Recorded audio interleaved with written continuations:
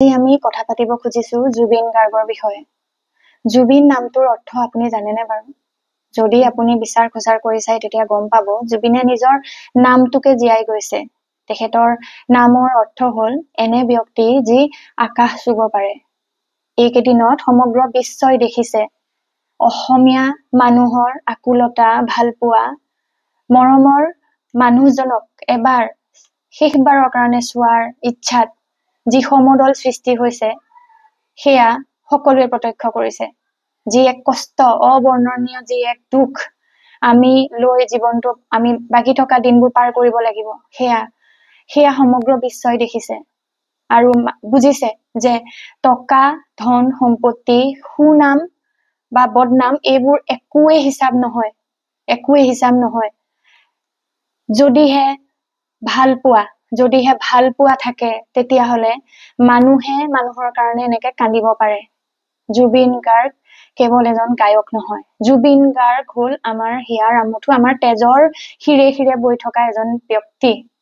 তেখেত যদি কেৱল এজন গায়ক হলহেঁতেন তেতিয়াহলে যি এক অবৰ্ণনীয় পৰিস্থিতিৰ সৃষ্টি হৈছে সেয়া কোনেও আমি নেদেখিলোহেঁতেন। 1992 চনত তেখেতৰ অনামিকা নামৰ এলবামটোৱে মুক্তি পাইছিল আৰু সেই তাতে এটা গান আছিল মনৰ নিজানত। কিমান সামৰিম নোপোৱাৰ সপোন আশাৰ উমেৰে সজোৱা। তাতে এটা গান আছিল হীৰেণ ভট্টাচাৰ্যৰ গানে কি আনে। এই কথাবোৰ আমি আমাৰ প্ৰজন্মক কৈ যাব লাগিব যে জুবিন গাৰ্গ কেৱল এজন গায়ক নাছিল। জুবিন গাৰ্গে ইয়া আলি গাই পালে তেওঁ শ্ৰেষ্ঠ গায়কৰ সন্মান পাইছিল। এই কথাবোৰ সাগৰৰ এটোপাল পানীৰ নিচিনা কথা। আমি জুবিন সাগৰ সদৃশ জুবিনক চিনাকি কৰাই দিয়াৰ দায়িত্ব কিন্তু আমাৰ। জুবিনে সকলো শ্ৰেণীৰ মানুহকে যি সহায় কৰিছিলে, যাৰ কোনো পইচা পাতি বা বেংকৰ এইবোৰ একো নাজানে, সেই মানুহজনে ইমানেই বেছি স্বাৰ্থহীন এনেকুৱা এজন মানুহ যি কেৱল লোকৰ কাৰণে জীৱন জীয়াই গল, যি লোকক কেৱল দিলে আৰু সেই সময়ত তেওঁ কি পালে। আমাৰ অনুৰোধ অসম চৰকাৰলৈ যে তেখেতৰ কালিলৈ অন্ত্যেষ্টিক্ৰিয়া হোৱাৰ পূৰ্বে তেখেতৰ শৰীৰৰ নমুনা যাতে সংগ্ৰহ কৰে আৰু আমি বিচাৰিছো যে সকলো কথা আমাক যাতে জনায়।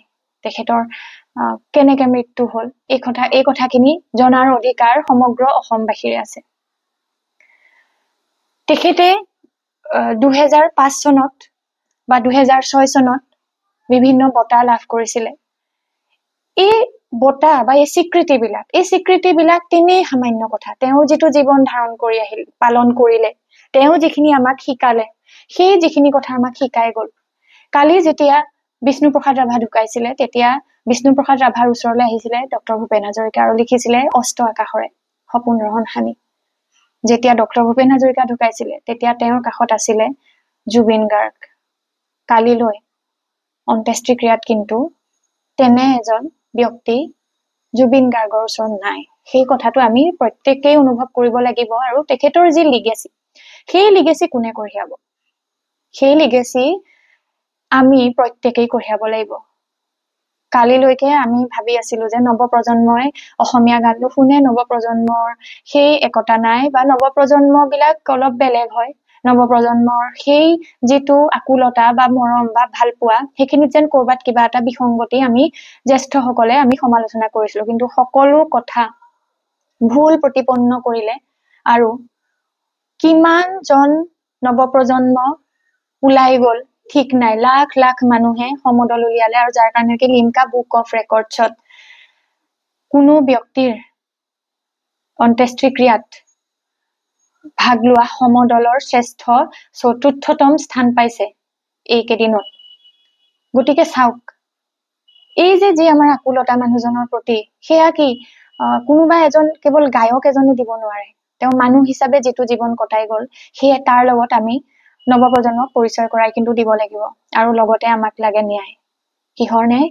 আমি বিচাৰিছো যে জুবিন গাৰ্গ যিহেতু বহুত দূৰত তেখেত কায়িকভাৱে নাইকিয়া হৈ গল, অসমত হলেও কথাটো বেলেগ আছিল। আমাক লাগে ন্যায়। আমি অসম চৰকাৰলৈ অনুৰোধ জনাইছো, আমি ভাৰত চৰকাৰলৈ অনুৰোধ জনাইছো যাতে এই ক্ষেত্ৰত তেখেতৰ শৰীৰৰ নমুনা সংগ্ৰহ কৰে আৰু এটা পৰীক্ষা কৰে।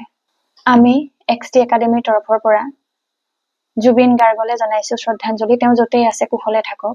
আৰু এটা অনুৰোধ যে প্ৰত্যেকখন বিদ্যালয়তে অসমৰ চৰকাৰী হওক বেচৰকাৰী হওক প্ৰত্যেকখন বিদ্যালয়তে ৰাতিপুৱা যাতে যি পুৱাৰ সভা হয় সেই সভাত যাতে জুবিন গাৰ্গৰ এটি গীত লগাই সেই গীতেৰে যাতে পুৱাৰ যি সভা আৰম্ভ কৰে বা যিকোনো আমাৰ অনুষ্ঠান প্ৰতিষ্ঠান যতেই নহওক তাত যাতে জুবিন গাৰ্গৰ এটা